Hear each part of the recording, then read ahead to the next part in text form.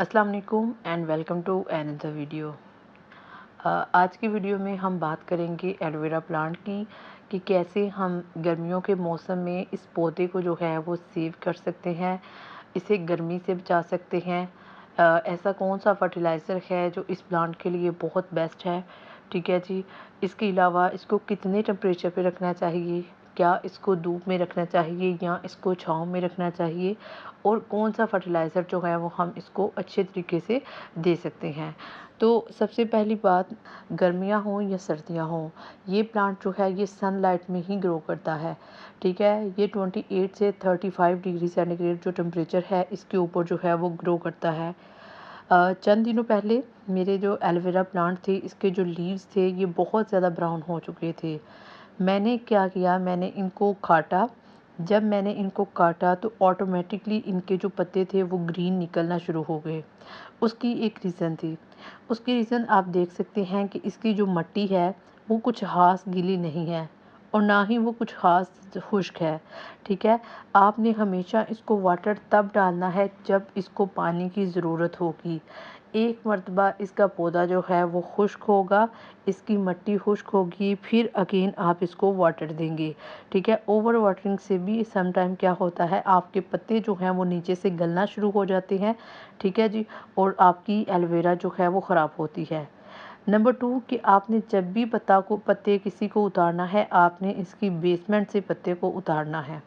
आपने ऊपर से कहीं से भी पत्ते को नहीं उतारना, आपने हमेशा इसकी बेसमेंट से पत्ता उतारना है, क्योंकि इसके नए लीव्स जो हैं वो नीचे से निकलते हैं, तो आपने पुराने लीव्स को पहले उतारना है, ठीक है। इसके अलावा एलोवेरा प्लांट के बारे में अगर खाद की बात की जाए तो पहले नंबर पे इसको कुछ ख़ास खाद की ज़रूरत नहीं। अगर आप इसको कोई भी घर में होममेड फर्टिलाइज़र दे देते हैं तो ठीक है, वरना इसको किसी किस्म की खाद की ज़रूरत नहीं।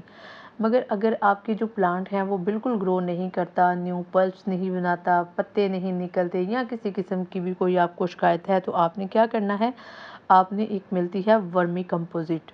तो आपने क्या करना है, आपने हर 4 माह के बाद जो है वो थोड़ी-सी वर्मी कंपोज़िट जो थी वो आपने एलोवेरा प्लांट को दे देनी है। इससे क्या होगा, आपके प्लांट बहुत अच्छे से ग्रो होंगे।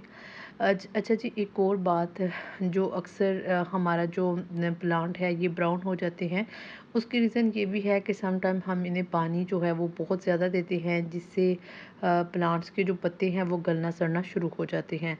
तो आपने ये नहीं करना, ठीक है जी। बहुत सारे लोगों का क्वेश्चन है कि एलोवेरा प्लांट जो है क्या हम इसको लीव्स की मदद से ग्रो कर सकते हैं। तो जी बिल्कुल, आप इनको लीव की मदद से ग्रो कर सकते हैं। मोस्टली हम घरों में इनको लीव्स की मदद से ही ग्रो करते हैं, मगर जो मार्केट है वहाँ से इसके बीज भी मिलते हैं।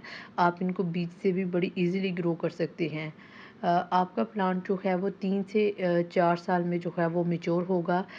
इसके अलावा जो आप लोग ग्रो करना चाहते हैं वो इसके महीने के बारे में पूछते हैं, तो सबसे जो बेस्ट महीना है वो है सितंबर। सितंबर में ये बहुत जल्दी जो है वो ग्रो अप करता है, ठीक है जी।